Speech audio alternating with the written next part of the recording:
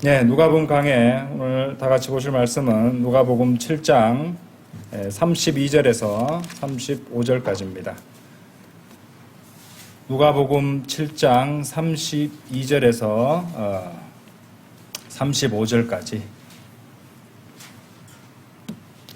이해를 돕기 위해서 31절부터 35절까지 읽겠습니다. 이후에 주께서 이같이 말씀하셨느니라. 그렇다면 내가 이 세대의 사람들을 어디에 비유하리요? 또한 그들이 무엇과 같은가? 그들은 장터에 앉아서 서로를 부르며 말하는 아이들과 같으니 우리가 너희에게 피리를 불었는데도 너희는 춤추지 아니하였도다. 우리가 너희에게 애곡하였는데도 너희는 울지 아니하였도다 하는도다. 이는 침례자 요한이 와서 빵도 먹지 아니하고 포도즙도 마시지 아니하자 너희가 말하기를 그는 한 마귀에 들려있도다 하기 때문이라. 인자가 와서 먹고 마시자 너희가 말하기를 보라 탐식하는 사람이요 과음하는 자요 세리들과 죄인들의 친구로다 하는도다. 그러나 지혜는 그녀의 모든 자녀들에게서 정당함을 입증받느니라. 네, 오늘 드릴 말씀은 이 성경 구절에도 나오죠. 지혜는 그녀의 모든 자녀들에게서 정당함을 입증받느니라. 길지만 성경 구절 그대로 따봤습니다. 지혜는 그녀의 모든 자녀들에게서 정당함을 입증받느니라. 그래서 이제 정당함을 입증받는 것, 또 정당함을 입증하는 것, 이런 것들에 관련해서 이제 오늘이 세 번째 시간, 마지막 시간이었죠. 그래서 공부를 진행하도록 하겠습니다. 자, 이제 31절까지 지난주에 공부를 했습니다. 그래서 하나님께서 이 보이지 않는 것들을 설명해 주시기 위해서 보이는 것들에 빗대어서 비유와 상징을 통해서 말씀하시고, 사실 우리의 삶의 모든 국면에서 또 모든 자연물들을 통해서, 자연 현상을 통해서 하나님께서는 또 그분의 말씀을 통해서 우리에게 늘 진리를 선포하고 계시고 또 권면하고 계시고 또 책망하고 계신다는 것을 깨닫게 되었습니다. 특히 우리 그리스도인들이 떠오르는 태양을 보는 것은 항상 감격스럽죠. 왜냐하면은 그 떠오르는 태양이야말로 이제 재림하시는, 특히 이제 지상 재림하시는 예수 그리스도의 피 묻은 그 옷을 보여주는 그런 붉게 물듦이기 때문이죠. 또 저희 세상 죄인들에게는 하루를 마감할 때 아름답게 물드는 그 노를 통해서 그들을 위해서 흘려주신 예수 그리스도의 보혈을 또 강권하고 있는 것입니다. 생각만 바꾼다면, 그렇죠? 그 마음만 연다면, 좀 더 정직해지고 솔직해진다면 누구나 구원을 받을 수 있도록 매일매일 복음이 선포되고 있는 것이었죠. 예수님께서는 오늘 이 본문 말씀에서도 이 바리새파 사람들, 우리 율법사들에게 그들의 세대가 이제, 그러니까 이 사람들은 침례자 요한을 거부하고 또 예수 그리스도를 거부한 세대였죠. 이들 세대가 무엇과 같은지를 이제 보여주십니다. 비유로서 보여주시는 것이죠. 당연히 그것은 어떤 물리적인 견지에서, 물리적인 관점에서 그렇게 보여주시는 것이 아니라 영적인 견지에서 그렇다는 겁니다. 32절 보세요. 이제 31절에서 내가 이 세대의 사람들을 어디에 비유하리요? 이제 주님께서 비유를 말씀하신다는 것을 가르쳐 주시죠. 그들이 무엇과 같은가? 이제 직유입니다. 그래서 32절에서 그들은 장터에 앉아서 서로를 부르며 말하는 아이들과 같으니 우리가 너희에게 피리를 불었는데도 너희는 춤추지 아니하였도다. 우리가 너희에게 애곡하였는데도 너희는 울지 아니하였도다 하는도다. 이제 두 가지를 말하고 있습니다. 그렇죠? 피리를 불었는데도 춤추지 아니하였고 애곡하였는데도 너희는 울지 아니하였다. 이런 말을 하고 있습니다. 자, 이것이 무엇의 그림일까요?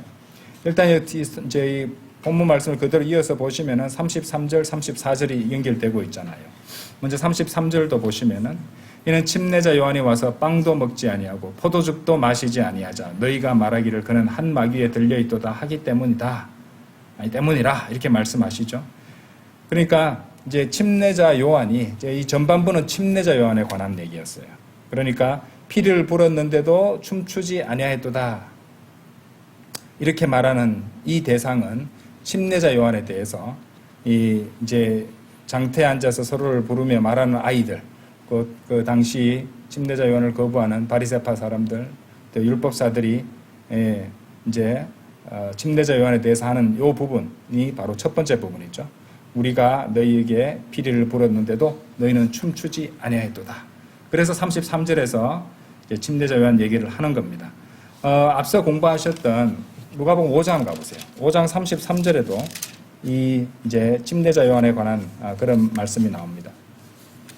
누가복음 5장 33절에 보시면은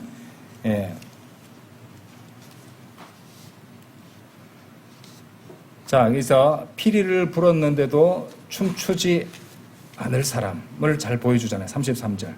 그러자 그들이 그분께 말씀드리기를 어찌하여 요한의 제자들은 빈번히 금식하고 기도하며 이러죠. 빈번히 금식하고 기도한다. 피리를 불어도 춤을 안 추는 그런 부류의 사람이라는 것을 보여주고 있는 대목이에요. 그렇죠? 마찬가지로 바리새파 사람들의 제자들도 그리하는데 이에 반해 당신의 제자들은 먹고 마시나이까 하더라. 자, 요 말씀에서 침례자 요한이 어떤 스타일의 사람이었는지를 보여준다는 것이죠. 자, 근데 또 이제 32절 누가복음 7장 32절로 돌아오셔서 그 다음에 나오는 내용. 우리가 너희에게 애곡하였는데도 너희는 울지 아니하였도다. 이제 이 아이들이 이렇게 말하는데 이 대상이 바로 누구냐면은 바로 예수 그리스도십니다. 예수 그리스도는 그들이 애곡을 해도 울지 않을 뿐이었죠. 아까 누가복음 5장 펼쳐 놓으셨죠? 34절, 35절 보세요. 그러자 그분께서 그들에게 이같이 말씀하셨느니라. 신랑이 혼인방의 아이들과 함께 있는 동안 너희는 혼인방의 아이들을 금식하게 할 수 있느냐? 그러나 그들이 신랑을 빼앗기게 될 날들이 오리니 그리하면 그때 그들은 그 날들에 금식하리라. 그렇죠? 그래서 32절에서 피리를 불었는데도 춤추지 않는 사람은 침례자 요한을 가리킨 것이고, 그 다음에 이제 우리가 너희에게 애곡하였는데도 너희는 울지 아니하였도다. 여기에 해당하시는 분은 예수 그리스도시라는 것. 그래서 그것을 뒷받침해주는 구절이 누가복음 5장 말씀이었다. 이렇게 정리를 하시면은 연결이 되실 것입니다. 사실 주님께서는 이제 이 침례자 요한 같은 그 이제 행색이라든지 외모나 이렇게 보시면요, 아주 세련된 사람이 아닙니다. 아주 이렇게 그냥 광야에서 볼 수 있는 그냥 소박한 사람. 그런 소박한 이 예언자를 갖다가 보내셔서 그들을 위로하고 그들을 달래려고 하셨어요. 하지만 그들은 우리가 지금 누가복음 7장 33절에서 보듯이 침례자 요한을 거부했던 것이에요. 다시 오늘 본문 말씀 돌아보세요. 심지어 뭐라고 말했냐면요, 아까도 읽었습니다마는 이는 침례자 요한이 와서 빵도 먹지 아니하고 포도즙도 마시지 아니하자 너희가 말하기를 그는 한 마귀에 들려있도다 하기 때문이라. 이렇게 하나님께서 보내신 이 메시아의 선두주자인 침례자 요한을 그들은 한 마귀에 들려있다고 그렇게 거부했다는 것이죠. 그렇죠? 거부하는 것보다 더 나아가서 마귀 들렸다고 말하고 있는 것이에요. 거부했죠? 자, 그래서 이제 이 침례자 요한을 보내면서 안 받아들이니까 이제 주님께서 친히 병 고침도 하시면서 이제 그분의 신성을 드러내시기 위해서 그런 기적을 행하시고 그러니까 아주 선풍적인 인기라든지 명성이 퍼졌습니다. 그래서 아주 이제 인기 있는 그런 선포자로서 이제 예수님께서 친히 오십니다. 그런데 이 예수님을 그들은 어떻게 했나요? 그들은 또 예수님도 거부했다는 것이죠. 아주 인기 있는 분으로 이렇게 당시로는 그 병고침 어떤 여러 가지 기적들 이런 것들을 행하시니까 아주 인기 있는 분으로 오셨잖아요. 그럼에도 불구하고 그들은 예수님을 또 거부했다는 것이죠. 그것이 바로 7장 34절에 나오는 대목입니다. 7장 34절에 보시면은 침례자 요한이 와서 이렇게 말씀하시고 44절에서 예수님께서 인자가 와서 먹고 마시자 너희가 말하기를 보라 탐식하는 사람이요 과음하는 자요 세리들과 죄인들의 친구로다 하는도다. 자, 뭘 해도 이들은 싫어합니다. 뭘 해도 거부하는 것이에요. 그렇죠? 주님께서 어떠한 형태로 다가가시려고 한다 할지라도 어떻게 애를 쓰시고 노력하셔도 그 사람들을 만족시킬 수는 없다는 것입니다. 이들의 마음에 문제가 있다는 것이죠. 그렇죠? 자, 이 사람들의 어떤 사람인지를 이제 장터에 앉아서 피리를 불고 또 이렇게 막 사람들 지나가는 사람 보고 뭐라고 말하는 이 아이들과 같다. 그렇죠?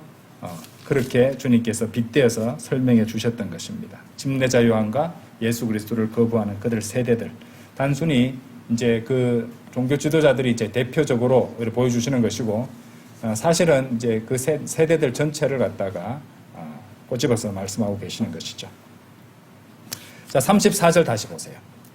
인자가 와서 먹고 마시자 너희가 말하기를 보라 탐식하는 사람이요 과음하는 자요 세리들과 죄인들의 친구로다 하는도다. 이 대목이요, 사실 이제 좋아하는 사람이 있습니다. 기독교 신자들 가운데. 이런 사람이 어떤 분들이냐? 소위 말하는 사교적 음주를 이제 인정하는 사람들이에요. 사교적 음주. 그래서 이제 이런 것들을, 사교적 음주 이런 것들을 말하면서 동시에 자신은 그리스도인이라고 소개하고 공언하는 사람들입니다. 그러니까 쉽게 말해서 이제 외국어로 따지면 루터 교도라든지, 영국의 성공회 교도들이라든지, 뭐 로마 가톨릭이라든지, 오늘날 이제 이 적당한 음주를 즐기는 이 교단교회 신자들, 이런 사람들이 좋아하는 구절이 바로 34절입니다. 이 34절 구절을 들면서 예수님께서도 이제 취하게 하는 그런 술을 마셨으니 나도 적당하게 마시면 되지. 적당히 마시는 건 괜찮아. 뭐 이런 식으로 이 구절을 사용한다는 것이죠. 그러니까 이제 자신이 술을 마시면서도 이 자신들의 어떤 이렇게 아픈 이 양심을 갖다가 달래고 또 정당화시키기 위해서 그렇게 이 구절을 이용하는 것인데, 그런데 참 이런 구절을 갖다가 자신의 음주를 정당화시키는데 사용하는 분들은요, 조금 이렇게 회개하셔야 돼요, 사실은. 왜 그러냐? 이 비난을 누가 하는 말입니까? 이 비난은 예수 그리스도의 원수들이 했던 말들이에요. 예수 그리스도를 고소하고 비난하고 예수 그리스도를 거부하고 반대했던 자들이 퍼뜨렸던 거짓말이었어요. 그런 예수님의 대적들이 한, 원수들이 한 말을 갖다가 그것을 자신의 죄악을 갖다가 정당화시키려는 그런 말씀으로 사용한다? 회개해야 됩니다. 전혀 그렇지 않죠. 그렇게 생각해서는 안 된다는 것이죠. 5장, 거기 누가복음 5장 29절 한번 보세요. 거기도 이런 표현 나옵니다. 누가복음 5장 29절을 보시면은 5장 29절. 자, 30절까지 보겠습니다. 그리고 레위가 자기 자신의 집안에서 그분께 성대한 잔치를 마련하였더라. 그런즉 거기에는 세리들과 그들과 함께 앉은 다른 이들의 커다란 집단이 있었다. 그러나 그들의 서기관들과 바리새파 사람들이 그분의 제자들을 거슬러 불평하며 말하기를 어찌하여 너희는 세리들과 죄인들과 함께 먹고 마시느냐 하였더라. 거기도 나오는데 이제 세리들, 죄인들과 함께 먹고 마셨다. 이런 대목이 나왔다고 해서 예수님께서 탐식가가 되시는 것도 아니고 예수님께서 술꾼이 되시는 것도 아니에요. 그렇죠? 그런데도 서기관과 바리새파 사람들, 이 사람들은 어찌하여 너희는 세리들과 죄인들과 함께 먹고 마시느냐 하면서 예수님을 반대하며 불평했던 것입니다. 자, 이것과 연관해서 또 다른 구절도 한번 보겠습니다. 요한복음 가보세요. 요한복음 2장. 요한복음 2장. 요한복음 2장 6절에서 10절까지 보겠습니다. 그리고 거기에는 유대인들 정결 예식의 방식에 따라 돌로 된 물 항아리 6개가 배치되어 있었는데 각기 두세 펄킨을 담을 수 있었더라. 자, 두세 펄킨. 펄킨은 약 41리터라고 밑에 설명했죠. 우리 표준 킹제임스 성경. 킹제임스 성경이라고 이름 붙이려면은 킹제임스 성경에 있는 단위를 그대로 써야죠. 그죠? 그 킹제임스 성경에 나오지 않는 그런 헬라 원문에 나오는 그런 이제 단위를 쓰면 안 되죠. 킹제임스 성경에 이름 붙이려면 그렇게 해야 됩니다. 여기 표준 킹제임스 성경은 정직하게 번역을 했죠. 그렇죠? 그래서 여기 6절에서 두세 펄킨을 담을 수 있었더라라고 이제 1펄킨이 41리터 정도 된다고 설명이 되어 있습니다. 그러면은 이제 두세 펄킨이면은 120리터까지도 될 수 있다는 말이잖아요. 7절 예수님께서 그들에게 말씀하시기를 물 항아리들을 물로 채우라. 분명히 물로 채우라 하셨어요. 하시니라. 그러자 그들이 그것들을 언저리까지 가득 채웠더라. 그러자 그분께서 그들에게 말씀하시기를 이제는 떠다가 잔치의 관리자에게 가져다 주라 하시니라. 그러자 그들이 그것을 가져다 주었더라. 잔치의 주관자가 잘 보세요. 개혁 성경이나 이런 데는 포도주라고 되어 있습니다. 여기 뭐라고 되어 있습니까? 포도즙이죠. 그죠? 포도즙. 거기 킹제임스 성경의 영어 단어는 와인입니다. 와인은요, 포도즙도 되고 포도주도 됩니다. 사실 포도즙이 맞아요. 새 포도즙은 포도주스고요. 묵은 포도즙은 포도주가 되는 겁니다. 예, 그렇게 이해하시면 돼요. 그래서 포도즙이 이 포도주스와 포도주까지를 다 이렇게 아우를 수 있는, 사실은 번역하기에 안전한 표현이 포도즙입니다.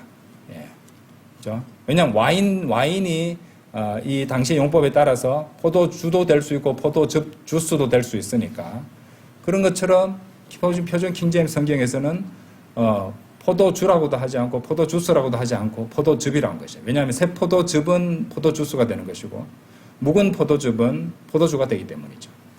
자, 그래서 우리 문맥을 가지고 정확하게 파악할 수 있다는 말입니다. 자, 여기서는 이제 그러니까 와인 자체가 포도주스도 되고 포도주도 될 수 있으니까 이것을 이해하는 사람의 마음을 드러내게 되겠죠. 나는 술을 마시고 싶은 사람이라면 어떻게 됐습니까? 예수님이 술을 만드는 사람이니까 내가 적당히 술을 마시면 돼. 취하지만 않으면 돼. 이러면서 사고만 안 치면 돼. 이러면서 이것을 갖다가 포도주라고 번역하고 싶어질 겁니다. 근데 예수님께서는 결코 술을 권하시지도 술을 만드실 분도 아니고 술을 마시해서 취하게 하실 분도 아니라는 것을 믿는 사람은 이건 당연히 포도주스다. 그렇게 받아들이겠죠. 근데 안타깝게도 그 개혁 성경은 포도주라고 해놨습니다. 우리 표준 킹제임스 성경은 포도즙이 되어 있습니다. 포도즙이 된 물을 맛보았으나 그것은 어디서 났는지 몰랐을 때, 그러나 물을 길어온 그 종들은 알았더라. 그 잔치의 관리자가 신랑을 불러 그에게 말하기를, 모든 사람이 저마다 시작할 때에 좋은 포도즙을 내놓고 사람들이 충분히 마시면 그제야 질이 떨어지는 것을 내놓느니라. 그러나 당신은 이제껏 좋은 포도즙을 간직해 두었도다 하니라. 이렇게 말하고 있습니다. 아까 말씀드렸듯이 개혁 성경에서는 포도즙이라 하지 않고 포도주로 번역했어요. 술이라고 아예 그냥 못 박아서 했다는 말입니다. 예. 물론 이 표준 킹제임스 성경에 있어서는 문맥에서 술이 명확할 경우에는 포도주로 번역이 되어 있습니다. 좀 이따 보여드릴게요. 자, 주님께서 만일 지금 이 상황에서 갈릴리 카나의 혼인잔치에서 물을 사용하셔서 술을 만드셨다면은 이제 그 양을 봤을 때 한 5, 60명은 완전히 이렇게 뻗게 만들 수 있는, 완전히 취해버리게 만들 수 있는 양의 술을 만들어 주신 것이 됩니다. 그것이 사실이라면요, 예수님은 죄를 지으신 것이에요. 왜 그러냐? 성경 기록은 이렇게 말씀하기 때문에 그래요. 이사야서 5장 22절 한번 보세요.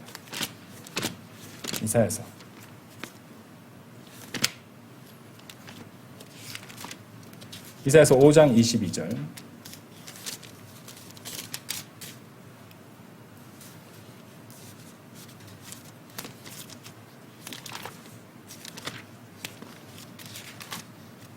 제가 읽겠습니다.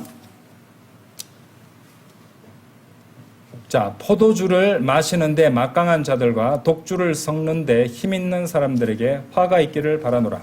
여기는 명백하게 이 문맥에서 이 와인은 술이라는 의미입니다. 여기 22절에 보시면은 Woe unto them that are mighty to drink wine. 와인이 나오죠. 똑같은 영어 단어 와인인데 여기서는 술이 분명하고 명확함으로 포도주로 번역이 되어 있습니다. 예. 아시겠죠? 그래서 포도주를 마시는데 막강한 자들과 독주를 섞는데 힘있는 사람들에게 화가 있기를 바라노라. 무시무시한 말씀이죠. 예, 술 세다고 우리나라 자랑하지 않습니까? 예, 술을 얼마나 많이 마셨다고, 얼마나 마셔도 끄떡없다고 자랑하는 사람들이 있습니다. 너무 불쌍해요. 왜냐하면은 화가 있기를 바란다고 하나님께서 말씀하세요. 너무 무섭지 않습니까? 화가 있다고 말씀하세요. 독주를 섞는, 우리나라 사람들 혼합 술을 이렇게 섞는 거, 폭탄주 만들고 막 가전 묘기를 부리고 막 그렇게 하잖아요. 그죠? 예. 화가 있기를 바라노라고 창조주 하나님께서 말씀하십니다. 예수님께서 포도주를 만드셨다고요? 말이 되는가요? 말이 안 되죠. 자, 하박국 2장 5절 가보세요.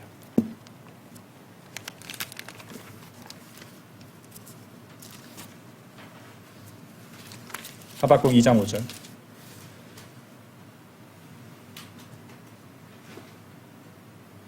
또한 진정 그가 포도주로 인하여 불법을 행하기 때문에 그는 교만한 사람이로다. 또한 가정에 붙어 있지 못하는 자요, 자기 욕망을 지옥같이 넓히는 자요. 예, 욕망과 지옥이 연결되고 있는 게 굉장히 흥미롭죠. 그죠? 사망 같은 자요, 만족할 줄 모르는 자요, 다만 모든 민족들을 자신에게 모으고 모든 백성들을 자신에게 축적하는 자로다. 자, 여기 보시면은 진정 그가 포도주로 인하여 불법을 행하기 때문에 그는 교만한 사람이로다. 포도주와 불법과 교만과 그 뒤에 보시면은요, 욕망과 지옥과 사망 이런 것들이 다 연결되고 있습니다. 자, 15절 가보세요. 우리나라 특징이 뭡니까? 술 권하는 사회잖아요. 예, 술 권하는 사회. 그렇죠? 자기 이웃에게 음주를 권하는 자에게 화가 있기를 바라노라. 술을 권하는 사람에게 하나님께서 화가 있기를 바라노라 이렇게 말씀하세요. 또한 너로 하여금 그들의 벌거벗음을 보게 하려고 너의 술병을 그 이웃에게 두어 또한 취하게 하는 자에게 화가 있기를 바라노라. 그렇죠? 무시무시한 경고의 말씀입니다. 그렇죠? 예. 그리스도인으로서 혹시 뭐 직장에서 이렇게 식사를 갖다 함께 하는 자리에 우리나라는 식당이 예, 워낙에 술을 같이 이렇게 판매하는 뭐 삼겹살집 같이 그런 집이 많기 때문에 술 안 마시면 술이라도 따라줘, 술이나 건네줘, 이렇게 말하는 사람이 있습니다. 일부러 그렇게 합니다. 제가 압니다. 저도 많이 겪어봤거든요. 예, 이 구절 보여주면 됩니다. 예, 내가 왜 이렇게 하는지. 예, 나는 이거 하나님께서 이렇게 말씀하시기 때문에 나는 하나님 말씀대로 믿고 실행하는 사람이기 때문에 나 이렇게 못한다. 근데 기분 나쁠 거예요. 그죠? 술맛 다 떨어질 겁니다. 이런 말씀 제시하면은. 그러게 왜 내한테 그런 일을 갖다 권하느냐. 알면서도 그렇게 하는 사람이 은근히 있더라고요. 그러니까 그때는 말씀을 제시하십시오. 말씀은 이제 감정적으로 받아들이지 않을 거 아닙니까? 그죠? 내가 오히려 부끄러워할 겁니다. 속으로. 이런 말씀, 그런 말씀이 있어? 이렇게 할 겁니다. 어쨌든 이런 말씀들이 있는데도 불구하고 주님께서 율법을 어겨가면서까지 그렇게 술을 만드셨겠습니까? 전혀 말이 되지 않습니다. 근데 이것이 말이 된다고 하는 자들이 있겠죠. 예, 술을 마시는 자들이 될 거예요. 특히 로마 가톨릭 사제들은 말 된다고 할 겁니다. 하지만 이 말씀들을 제시하면은 전혀 말이 되지 않는다고 그렇게 판단할 수 있습니다. 그러면 이 말씀은 어떻게 생각해? 하면서 그들이 또 주로 제시하는 말씀이 또 있어요. 디모데전서 5장 23절 한번 읽어보십시오. 이거 물입니다. 예. 디모데전서 5장 23절 한번 보십시오. 너희 위장과 자주 앓는 너희 질환들로 인하여 더는 물만 마시지 말고 소량의 포도즙을 사용하라. 자, 이 말씀을 딱 내는 거예요. 물론 그들의 성경에는 포도주라고 되어 있습니다. 위장과 자주 앓는 너희 질환들로 인하여 더는 물만 마시지 말고 소량의 포도즙을 사용하라.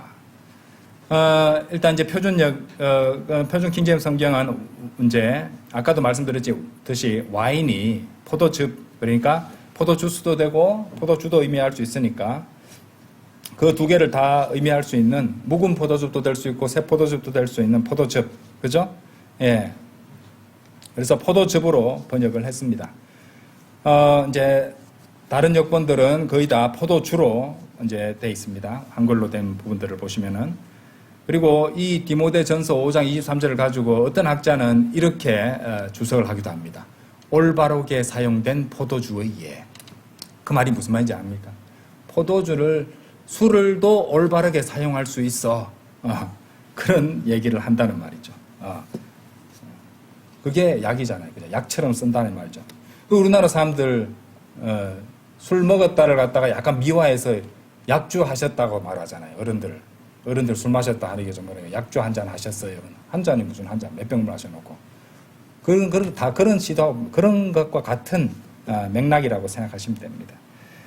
자, 그런 사람도 역시 이제 적절한 사교적 음주를 즐기는 소위 이제 기독교 신자가 될 것이에요. 그죠? 이런 사람들 말은 그냥 무시하고 이 말씀을 자세히 보자고요. 자, 이것은 술을 적당히 마시라는 말이 아닙니다. 잘 보세요. 그 말은 아니잖아요. 그죠? 예. 포도주를 적당히 마시는 말이 아니잖아요. 포도즙을 뭐라고 되어 있습니까? 포도즙을 사용하라고 그랬잖아요.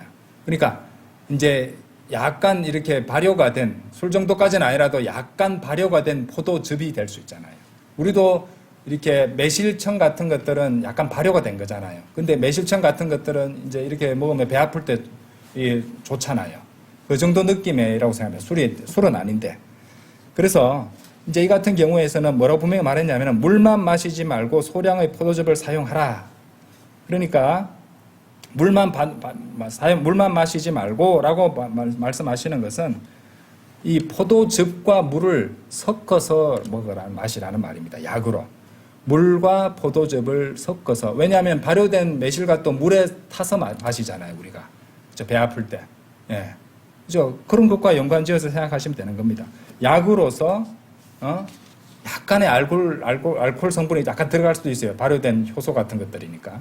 이런 것들을 갖다가 그 포도즙을 약으로서 물과 함께 섞어서 그렇게 약으로 섭취하고 사용하라는 말입니다. 그래서 사용하라고 되어 있죠. 마시라고 말 안 했잖아요. 사용하라고 말했단 말입니다. 그렇죠? 마시라는 것과 약으로 사용하라는 또 완전히 다른 겁니다. 그것만 대놓고 먹으라는 것도 아니고 물과 함께라고 했잖아요. 물만 마시지 말고 소량의 포도즙을 사용하라는 말은 물과 섞어서 사용하라는 말이었어요. 약으로서. 예. 저는 딱 이 봤을 때 그냥 매실청 하고 물하고 타서 배 아플 때 마시는 거하고 마찬가지겠구나 이렇게 생각을 했었습니다.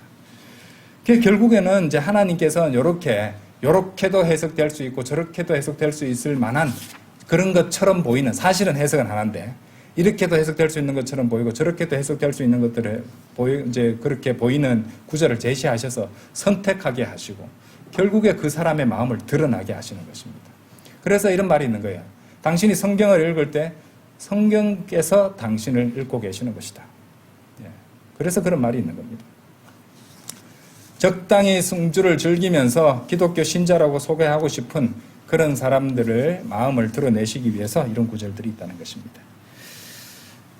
자, 그래서 이제 그 부분에 대해서 이제 그 정도면 설명이 충분하다고 생각합니다. 예. 다시 누가복음 돌아오셔서 그래서 사교적 음주 운운하는 사람들, 적당히 마시면서 괜찮다는 사람들, 취하지 않으면 된다는 사람들 분명하게 얘기해 주십시오. 혹시 여러분들에게 말도 안 되는 궤변을 늘어놓게 되면은 성경 구절로 제시하면 되는 겁니다. 자, 누가복음 7장 35절. 오늘 이제 제가 제목으로 잡은 그 내용이 나오는 부분이죠. 누가복음 7장 35절. 그러나 지혜는 그녀의 모든 자녀들에게서 정당함을 입증받느니라 이렇게 말씀하십니다. 29절 다시 한번 보세요. 29절 한번 비교해 볼까요? 29절. 그리하여 그분의 말씀을 들은 모든 백성과 세리들이 요한의 침례로 침례를 받음으로써 하나님의 정당하심을 입증하였더라. 연결되고 있죠. 그러니까 이제 29절의 말씀이 어떤 말씀이었어요? 내가 죽어 마땅한 죄인입니다. 그것을 시인하고 또 회개하라는 하나님의 말씀에 순종해서 그것을 보여주기 위해서 요한의 침례에 순종하는 것. 이것이 바로 하나님의 정당하심을 입증하는 것이라고 설명을 드렸습니다. 그죠? 하나님이 옳으십니다. 하나님께서 그렇게 말씀하시는 게 정당하십니다. 저는 죄인이 맞습니다. 죽어 마땅한 겁니다. 왜냐하면 침례 자체가 죽음을 상징하는 부분들이 있잖아요. 그렇죠? 그렇기 때문에 이제 이것이 바로 하나님의 정당하심을 입증하는 것이었어요. 35절에서는 29절과 달리 지혜가 나오고 있습니다. 이제 하나님께서 이 지혜의 특성으로서, 지혜라는 특성으로서 이제 그려주고 계시는 것인데, 사실 이제 구약 성경을 읽어보시면은 이 잠언 8장이 지혜에 대해서 전체적으로 다루고 있습니다. 그리고 그 잠언 조금 있다가 이제 살펴볼 건데, 잠언의 말씀을 보면은 지혜를 갖다가 여성으로 나타내세요. 2절이나 3절에 이래 보시면은 그녀라고 나오고요. 1절에도 그녀의 이런 식으로 여성으로 받고 있습니다. 통상 사람들은 하나님은 이제 남성으로 이렇게 받아야 된다 이렇게 말하는 사람들도 있는데 항상 그런 것도 아닙니다. 이 누가복음 13장 한번 봐보세요. 누가복음 13장 34절 한번 보세요. 누가복음 13장 34절. 오 예루살렘아 예루살렘아 예언자들을 죽이고 너에게로 보내심을 받은 자들을 돌로 쳐서 죽이는 자야. 마치 뭐라고 되세요? 암탉이 그녀의 한 배 새끼들을 자기 두 날개 아래로 모으려고 하듯이 내가 얼마나 자주 너희의 자녀들을 한데 모으려고 하겠느냐. 그런데 너희가 원하지 아니하도다. 예수님께서 자신을 갖다가 그녀에 이렇게 빗대어서 설명하는, 이것도 이제 비유로서 설명해 주시는 거잖아요. 그렇죠? 암탉에 비유하시는 겁니다. 어떤 성경이 이제 동물의 무슨 그녀에 이랬다고 이 표준 킹제임스 성경을 비난하는 사람들이 많은데 좀 이해가 안 됩니다. 왜? 킹제임스 성경에서 분명히 남성, 여성을 갖다 구분해서 나타냈다면 그게 진리가 담겨 있는 거 아니에요? 왜 그거 가지고 시비를 거는지 모르겠어요. 본인들이 그렇게 안 해놓고. 아니잖아요. 예. 그죠? 어떻게 암탉 보고 그녀라고 하니? 말이 안 되게. 아니죠. 제가 말씀드렸지만 하나님의 속성을 갖다 여성으로 그려진 예시를 갖다가 쥐에도 그녀라고 했고 여기 암탉도 그녀라고 여성으로 제시하는 부분도 있다는 겁니다. 어쨌든 잠언 8장은 이 지혜의 신성에 대해서 강력하게 말씀하시는 내용이 나오고 있고요. 그래서 그런지 몰라도 이제 고대 그리스인들은요, 이 지혜를 이제 지혜의 여신으로, 소피아, 그죠? 소피아, 소피, 지혜잖아요, 그죠? 소피아라는 지혜의 여신으로 숭배까지 했습니다. 자, 잠언 8장 한번 열어서 이제 이 예수님께서 지혜로 성육신하신, 지혜의 화신으로 나타나시는 그런 예수 그리스도에 대해서 언급하고 있는 대목을 한번 살펴보도록 하겠습니다. 잠언 8장 한번 열어보시죠. 잠언 8장.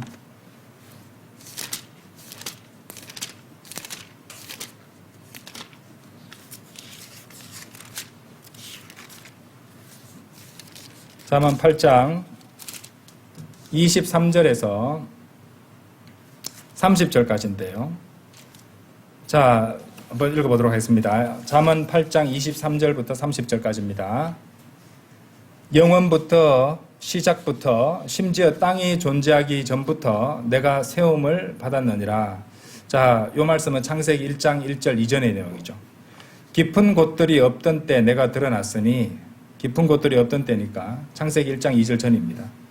곧 물이 넘쳐나는 원천들이 없었던 때라. 산들이 확립되기 전에, 곧 언덕들이 존재하기 전에 내가 드러났으니 그분께서 아직 땅도 들판들도 세상의 진토의 가장 높은 부분도 만드시기 전이라.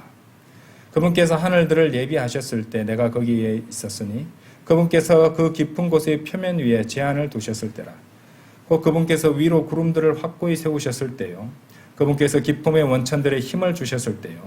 그분께서 바다에 자신의 칙령을 내리시어 물들로 하여금 자신의 명령을 넘어서지 못하게 하셨을 때요.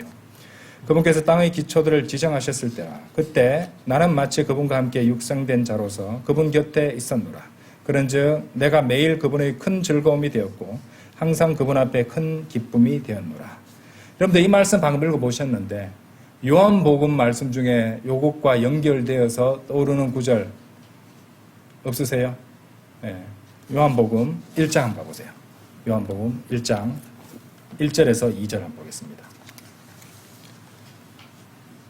자, 아까 제가 이제 잠언 8장 23절부터 30절까지 읽었었는데 요한복음 1장 1절 2절 보세요. 태초에 말씀이 계셨고 그 말씀이 하나님과 함께 계셨으니 그 말씀은 하나님이셨느니라. 바로 그 말씀이 태초에 하나님과 함께 계셨느니라.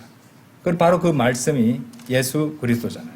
예수 그리스도께서 말씀으로 언급되고 계시는 대목이죠. 자, 지금 잠언 8장, 요한복음 1장을 봤습니다. 미가서 5장도 한번 보겠습니다. 미가서. 자, 성경 기록들과 성경 기록들을 한번 비교해 볼 겁니다. 미가서 5장 2절이에요.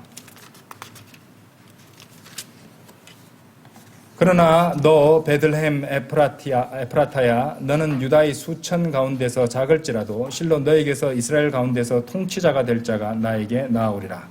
자, 그 다음 중요합니다. 그의 나아감들은 옛적부터 곧 영원부터 있어 왔느니라. 자, 영원부터 있어 왔다고, 옛적부터 영원부터 있어 왔다고 이렇게 말씀하죠.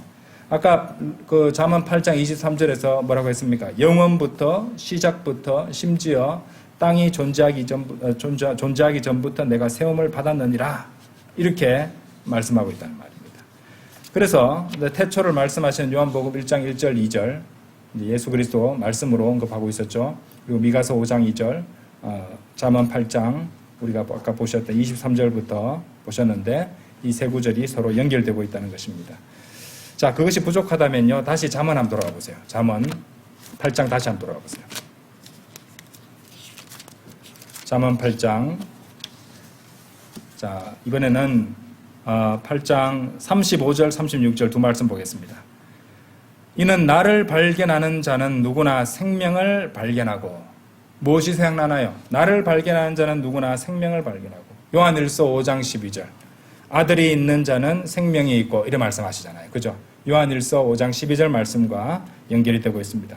주의 호의를 얻어낼 것이기 때문이라. 당연히 주의 호의를 얻어내는 것이죠. 요한복음 1장 12절에서는 그러나 누구든지 그분을 받아들인 사람들에게는 하나님의 아들들이 되는 권능을 주신다고 했잖아요. 호의를 얻어내는 것이죠. 에베소서 4장 30절에서는 자, 우리가 그 구속의 날까지 인장을 받았다고 말씀을 하십니다. 골로새서 이 1장 27절에서는 우리 안에 계시는 예수 그리스도 영광의 소망이라고 그렇게 말씀하고 계세요. 그처럼 주의 호의를 얻어내는 것은 당연한 얘기입니다. 자, 계속 읽겠습니다. 잠언 말씀. 그러나 나를 대적하여 죄를 짓는 자는 그의 혼을 해치느니라. 나를 증오하는 모든 자들은 죽음을 사랑하느니라. 나를 증오하는 자는 죽음을 사랑하느니라. 요한복음 3장 36절. 아들을 믿는 자는 영원한 생명을 가졌고 아들을 믿지 아니하는 자는 생명을 보지 못하고 오히려 하나님의 진노가 그의 위에 거하느니라. 요한복음 3장 36절과 바로 연결이 되는 말씀입니다. 그것이 바로 잠언 8장 36절 말씀이죠. 이 성경 기록들이 서로 연결되고 있다는 것이죠. 그래서 이 잠언 8장은 지혜에 대해서 곧 지혜로 구현되시고 지혜로 나타나신 지혜로 성육신하신 예수 그리스도, 육신을 입고 오신 지혜이신 예수 그리스도를 보여주고 있는 그런 말씀입니다. 물론 이제 잠언 8장은요 예표적이고 은유적으로 이제 제시를 하고 있는 것입니다. 그런데 역시 이제 그 구절은 이제 예수 그리스도를 육신을 입고 오신 지혜로 설명하고 있다고 주장할 수 있습니다. 왜냐하면은 이 신약 성경 구절도 그것을 지지하는 대목들이 나오기 때문이죠. 두 것을 보도록 하겠습니다. 고린도전서 1장 한번 가보세요. 고린도전서 1장 30절입니다. 고린도전서 1장 30절. 그러나 너희는 그리스도 예수 안에서 그분께로부터 났으니 그리스도께서는 하나님께로부터 나셔서 우리에게 지혜와 우리 어리석은 우리에게 지혜가 되셨죠. 지혜라는 말이 곧바로 나옵니다. 그렇죠? 예수님께서 지혜가 되셨다라고 다른 구절 빼고 그냥 보셔도 그리스도께서는 하나님께로부터 나셔서 우리에게 지혜가 되셨다. 그렇죠? 신약 성경이 그대로 지지하고 있습니다. 의와 성결과 구속이 되셨느니라. 그래서 주님께서는 어리석은 우리들에게 지혜가 되셨고, 그렇죠? 죄악으로 물든 우리들에게 의가 되셨으며, 성결이 되셨고, 우리의 죄값을 대신 치러주셨다는 것이죠. 그렇죠? 자, 골로새서 2장 3절도 보십시오. 골로새서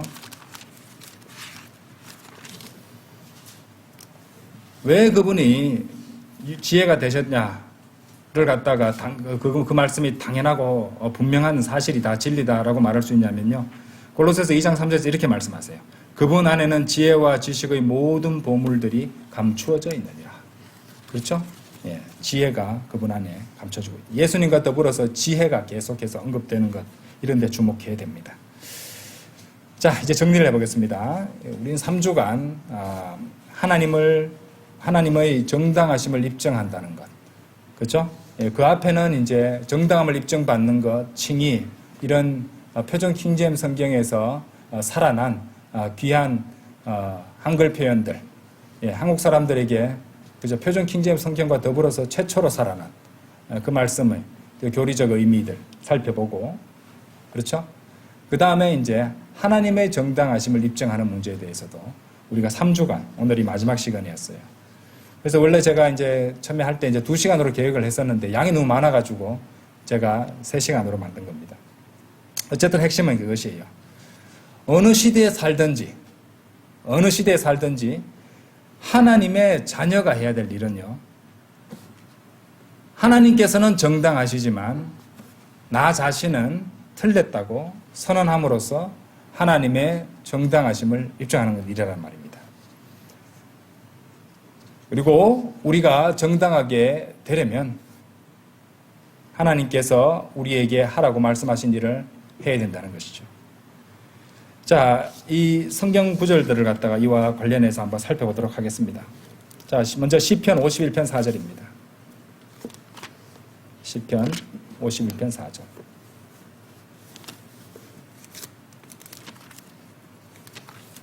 오늘 성경 구절을 좀 많이 찾죠, 그죠?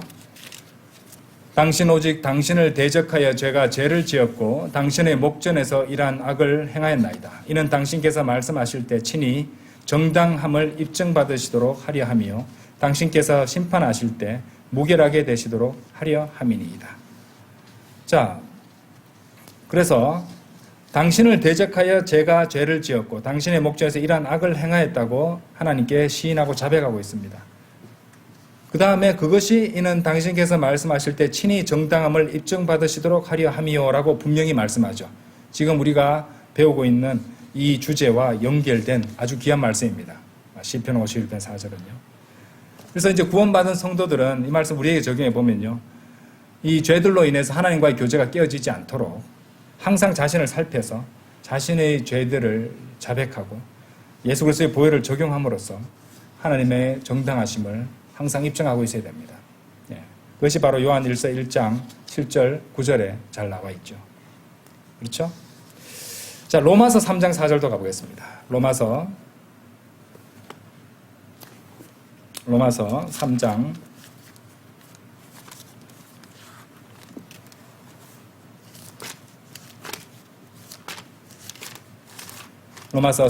4절.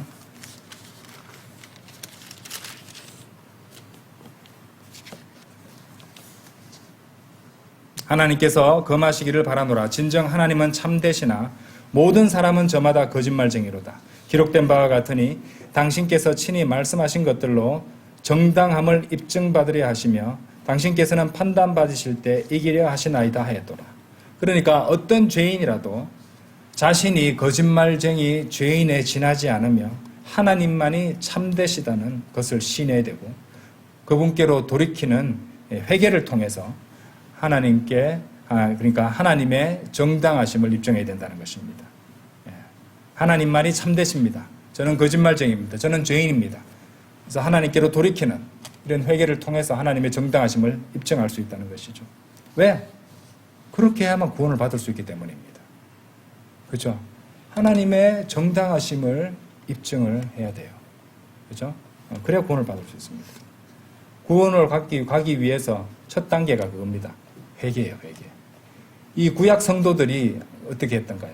자신이 죽어 마땅한 죄인이라는 것을 갖다가 이제 증명하기 위해서 요한의 침례에 순종했잖아요. 그걸 보였단 말입니다. 그것을 통해서 하나님의 정당하심을 입증했잖아요. 신약 성도는 뭡니까? 회개하고 하나님께로 돌이켜요. 저는 죄인입니다. 저는 지옥 갈 수밖에 없는 죄인입니다. 그래서 하나님께로 돌이키는 회개. 이것이 구원으로 가는 첫걸음이잖아요. 그렇죠? 예.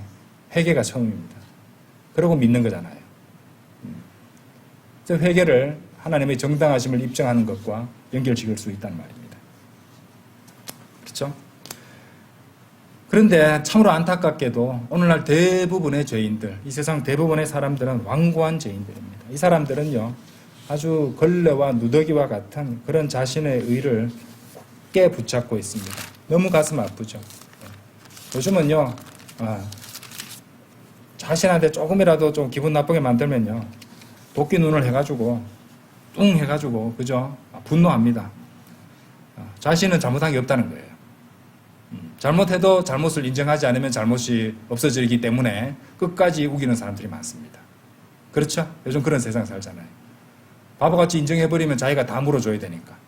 끝까지 이제 돈을 절약하기 위해서 물어주는 돈을 갖다가 배상금을 줄이기 위해서는 끝까지 우기는 확정될 때까지는 끝까지 우기는 것이 그냥 관례처럼 돼버렸습니다. 이 세상, 오늘날 이 세대는요. 10장 3절 보세요. 로마서 10장 3절. 이는 그들이 하나님의 의에 대하여 무지한 채 그들 자신들의 의를 확고히 세우려고 공들이면서도 하나님의 의에는 스스로 복종하지 않았기 때문이라. 자신들의 의를 확고히 세우는 것은 하나님의 정당하심을 입증하는 것의 정반대입니다. 그렇죠? 자기들이 옳다는 거예요. 하나님의 정당하심을 입증하려면 내가 틀렸습니다. 제가 틀렸습니다. 하나님이 옳습니다. 쉽게 말해서 그거거든요. 이런 마음을 갖고 있는 한 구원받을 수 없습니다. 너무 안타깝죠. 그죠? 자, 그렇기 때문에 그들은 주 예수 그리스도를 믿지 않고 따라서 하나님의 진노 아래에 있게 됩니다. 하나님의 정당하심을 입증하지 않고 스스로의 노력으로 자신들의 정당함을 입증하기 때문입니다. 그래서 아까 요한복음 3장 36절 말씀드렸죠. 아들을 믿는 자는 영원한 생명을 가졌고 아들을 믿지 아니하는 자는 생명을 보지 못하고 오히려 하나님의 진노가 그의 위에 거하느니라. 하나님의 진노가 그 사람 위에 거하고 있다는 말입니다. 구원받지 않은 죄인들의 위에 말입니다. 자, 하나님께서 왜 이렇게 정당하심을 입증받으시려고 애를 쓰는 거야? 그분에게 무슨 문제가 있는 거야? 그런 것 절대 아닙니다. 우리가 하나님의 정당하심을 입증해야 되는 이유는 그분이 부족해서거나 또는 우리의 입증이 있어야지 그분이 정당해지기 때문이 아닙니다. 그분은 이미 정의로우시고 참되시며 의로우시기 때문입니다. 성경 구절로 증명하겠습니다. 계시록 15장 3절 가보세요. 요한계시록 15장 3절.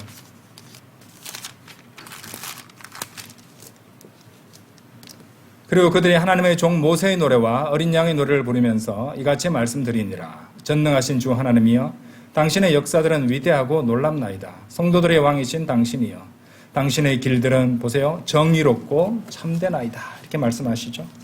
16장 5절도 보세요. 그리고 내가 물들의 천사가 이같이 말하는 것을 들었노라. 오, 현재에도 계시고 과거에도 계셨으며 미래에도 계실 주여, 뭐라고 말씀하십니까? 당신께서는 의로우시니 당신께서 이와 같이 심판하셨기 때문이니이다. 하나님께서 의로우시다고 말씀하시는 것입니다. 다만 이 신약 성경의 성경 기록은요, 이 은혜 시대에 죄인이 의로우신 그분 앞에 정당하게 되려면 그분의 아들의 믿음을 통해서만이 그렇게 될 수 있다고, 그죠? 그래서만, 그렇게 해야 정당함을 입증받을 수 있다고 그렇게 분명히 말씀하십니다. 자, 로마서 4장 한번 내려보십시오. 아까 보셨던 말씀 그 다음인데, 로마서 4장 5절. 그러나 일하지 아니하더라도 불경건한 자의 정당함을 입증하시는 분을 믿는 자는 그의 믿음이 의로 여겨지느니라. 그렇죠. 예수 그리스도를 하나님의 아들을 믿는 그 믿음을 통해서 정당함을 입증받을 수 있는 것입니다. 로마서 5장 1절 가보세요. 로마서 5장 1절. 그러므로 믿음으로 정당함을 입증받은 우리에게는 우리 주 예수 그리스도를 통하여 하나님과 함께한 화평이 있느니라. 이렇게 말씀하십니다. 에베소서 2장 8절 잘 아시니까 들어보십시오. 이는 너희가 은혜로 구원받은 것은 믿음을 통한 것이기 때문이니 이는 너희 자신에게서 난 것이 아니요. 이 이는 할 때 이는이 받는 것은 믿음입니다. 믿음도 하나님의 선물이에요. 하나님께서 주신 믿음을 자기가 자유의지로 행사해서 구원받는 겁니다. 그렇죠? 선택받은 사람만 믿음 받는 게 아니고요. 너희가 은혜로 구원받은 것은 믿음을 통한 것이기 때문이니 이는 너희 자신에게서 난 것이 아니요 그것은 하나님의 선물이라. 행위들에서 난 것이 아니니 아무도 자랑하지 못하게 하려 함이라. 그렇죠? 자, 결론적으로 우리가 죽어서 심판받고 지옥과 불의 호수에서 고통받아야 할 죄인임을 시인하고 하나님께로 돌이키는 회개는 이 신약 시대에 죄인이 자유의지로 하나님의 정당하심을 입증하는 것이라고 말할 수 있습니다. 그리고 그 죄인이 주 예수 그리스도를 믿고 그분의 보혈의 공로를 신뢰할 때 하나님께서는 그 믿음을 보시고 주 예수 그리스도의 보혈의 근거에서 그 죄인의 정당함을 입증해 주시는 것이에요. 그러므로 죄인이 자유의지로 하나님의 정당하심을 입증하고 주 예수 그리스도를 믿지 않는 한 그는 자신의 정당함도 입증받을 수 없습니다. 한 대로 돌려주시는 것이에요.